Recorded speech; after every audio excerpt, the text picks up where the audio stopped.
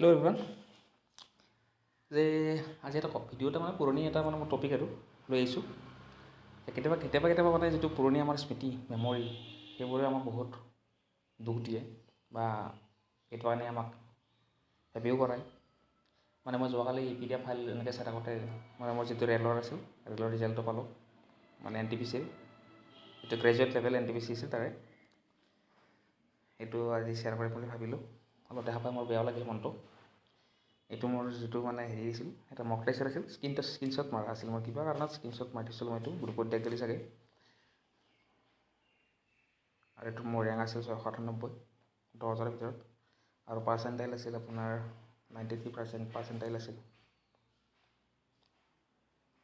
এইটো মক টেষ্ট দিছিলোঁ, অ'পেন মক টেষ্ট। মানে মোৰ ভালেই আছিল, কিন্তু কি হ'ব, পৰীক্ষাটোৰ আগে মানে মোৰ কৰোণা পজিটিভ হৈ গ'ল আকৌ। মোটামুটি এসপ্তাহ 10 দিন আগতে। তাৰপৰা কৰোণাটো নিগেটিভ হ'ল পৰীক্ষাৰ সময়ত, কিন্তু সেনেকৈ পৰীক্ষাটো মই দিব গ'লোঁ। জ্বৰটো মোৰ একদম ভীষণ জ্বৰ আছিল আৰু মই মেডিকেল ভৰ্তি হৈ যাব লগা এনেকুৱা পৰ্যায় হৈ গৈছিল। তাৰে এনেকৈ জ্বৰে পৰীক্ষাটো দি আহিলোঁ। পৰীক্ষাটো চেণ্টাৰ মোৰ কেলকাতাত আছিল। তেনেকৈ পৰীক্ষাটো মই দি থৈ আহিলোঁ পিছত। কিন্তু মোৰ মানে লাকিলি পৰীক্ষাটো ভালো আছিল। মোৰ যিটো মানে মেইনছ আৰু CBT 2 যিটো মেইনছ বুলি ক'ব পাৰি, মানে CBT 2টো ভালেই আছিল।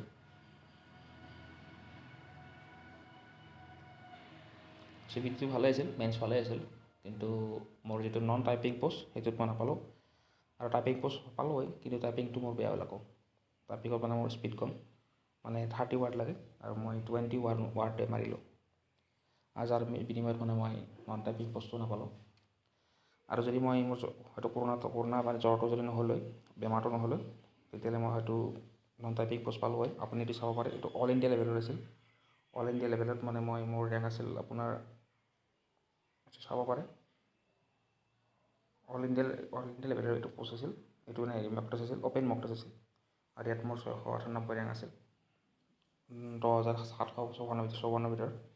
আৰু এইটো যদি আমাৰ যিটো গুৱাহাটী জোন, তাতে হিচাপত অলপ ভালেই আৰু ভাল হ'লে, কাৰণ কি যিটো আমাৰ চণ্ডীগড় জোন বা দিল্লী জোন এইবোৰত বহুত মানে মেৰিট টেষ্ট চলি আছে।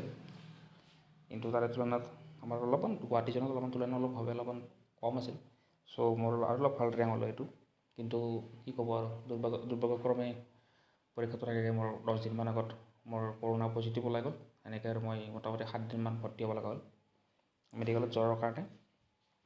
তাৰপিছত আৰু কৰোণা নিগেটিভ আহিল, আহিলেও মোৰ জ্বৰটো কমা নাছিল।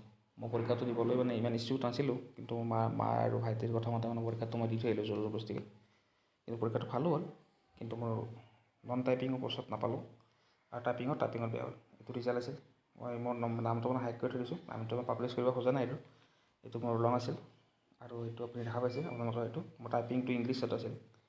আৰু এইটো নট কোৱালিফাই, মই টাইপিঙত কোৱালিফাই কৰিব নাছিলোঁ। এইটো চাই লওক, টাইপিং ষ্টেটাছ, কোৱালিফাইং ষ্টেটাছ, এইটো টাইপিং আছিল। Language of typing English, applied to RRB, এইটো আছিল আপোনাৰ গুৱাহাটী। আৰু মই এইটো টাইপিঙত নট কোৱালিফাই আহিছিলোঁ। বাকী মই ৰিটেন টেষ্ট CBT 1 CBT 2 গোটেইখিনি ক্লিয়াৰ কৰিছিলোঁ। আৰু কিন্তু মই টাইপিঙত নাপালোঁ। আৰু নন টাইপিং পষ্টৰ কাৰণে কিন্তু মোৰ কাট অফটো নিমিলিল। কাট অফটো মানে অলপমান যিটো এনে পাছ কৰিছিলোঁ ৰিটেন টেষ্ট, কিন্তু যিটো মেৰিট লিষ্টত মোৰ নামটো নাহিলে। তো মানে এইবোৰ কথা কিছুমান পুৰণি স্মৃতিবোৰ মনত পৰিলে অলপ বেয়া লাগে। আৰু এনেদৰে মই বহুকেইটা যাবৰ LICত, ADU, LIC এছিষ্টেণ্ট, হাইকোৰ্ট, বহুত এক্সাম আৰু এইবোৰ কথা মনত পৰিলে বেয়াও লাগে। আৰু ষ্টিল আনচাকচেছফুল বুলি ক'ব পাৰি নিজকে এতিয়াও।